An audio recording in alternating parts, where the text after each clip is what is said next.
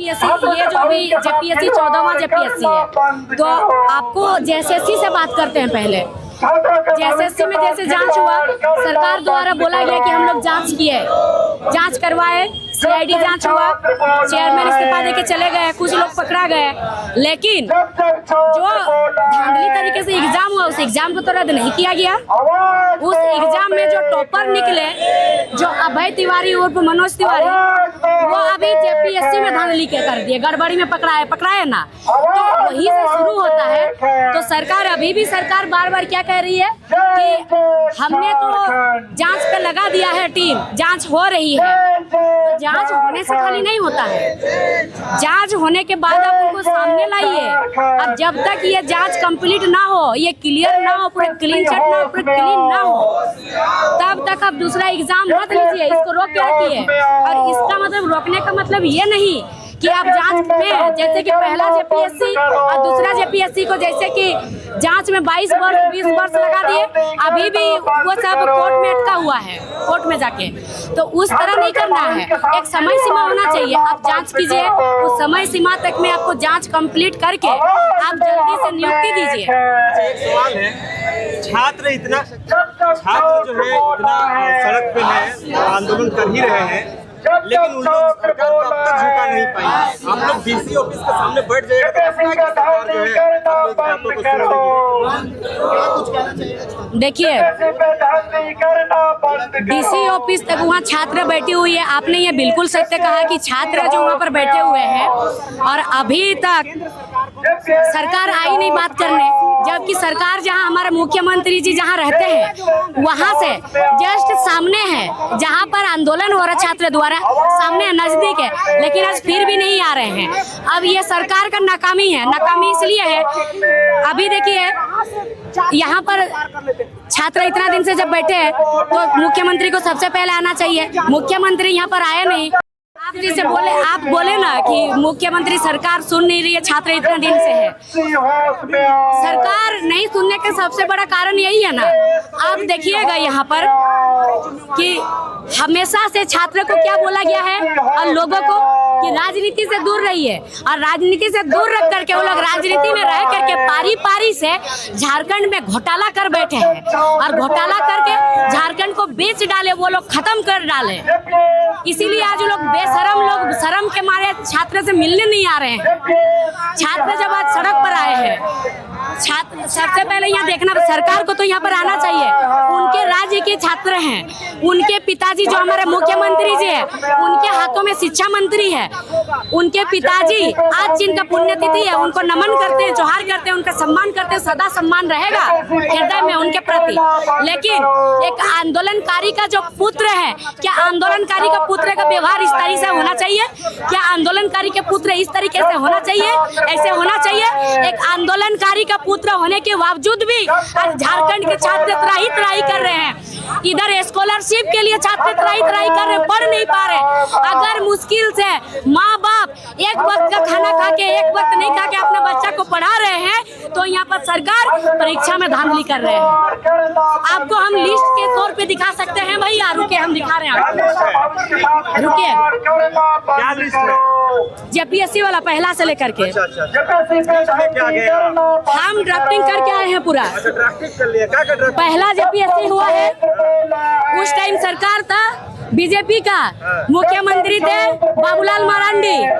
वो जो पहला जेपीएससी था वो भी विवाद में था, कम से कम वो 22 वर्ष तक, आप सर्च करके देखिएगा गूगल में, 22 वर्ष तक जांच हुआ उसका, और अभी भी कोर्ट में पेंडिंग है। जांच कौन किया था? सीबीआई। लेकिन अभी भी पेंडिंग क्यों है? ये पूछते हैं, ये पूछता है झारखंड, ये पूछता है झारखंड के छात्र।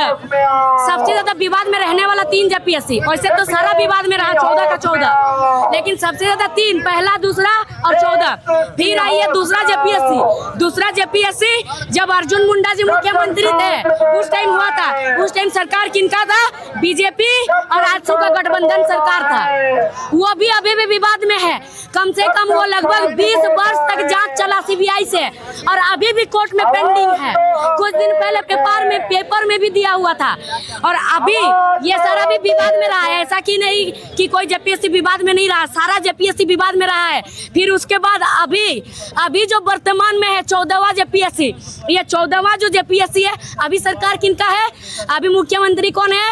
हेमंत सोरेन जी। शिक्षा मंत्री भी वही है, लेकिन अभी सरकार किनका है? जेएमएम और कांग्रेस का। ठीक है, जब जेएमएम और कांग्रेस का भी सरकार है अभी भी सेम वही जो पहला जेपीएससी दूसरा जेपीएससी अभी भी सेम वही।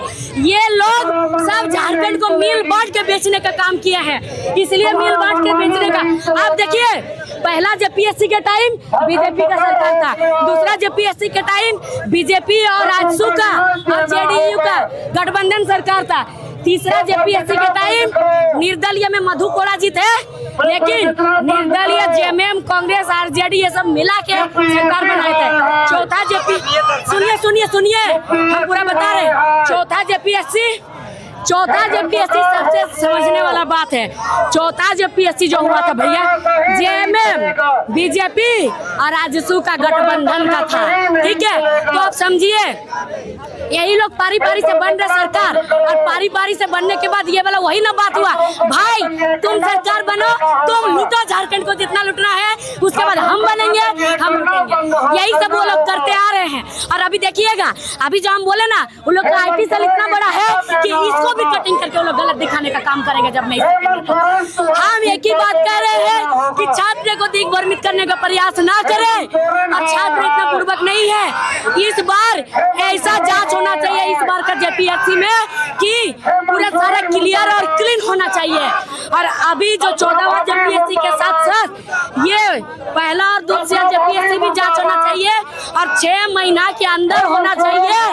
और जितना ब्लैक लिस्टेड एजेंसी द्वारा जितना परीक्षा लिया गया था सारा परीक्षा रद्द होना चाहिए अभी। और इस बार इतना कड़ा कानून बनाना चाहिए कि दोबारा छात्र को सड़क पर आना ना पड़े। ये लोग इतना बेरुपया इंसान है।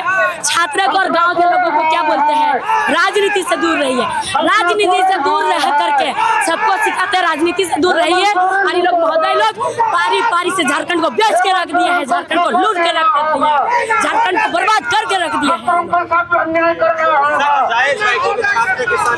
जी बिल्कुल, और अभी भी लोग राजनीति कर रहे हैं यहाँ पर आकर के, यहाँ पर भी आकर के फिर नौटंकी कर रहे हैं। इस सब क्यों मांग नहीं कर रहे हैं? चाहे सीबीआई जांच करे, कोई भी जांच करे, 6 महीना के अंदर हो। इसीलिए तो बोल रहे हैं खाली, इसीलिए तो बोल रहे पहला दूसरा और 14 ये कड़ा जांच होना चाहिए। दूध का दूध और पानी का पानी हो जाएगा। ये लोग सब मिली भगत है, छात्र को दिग्भ्रमित कर रहे हैं।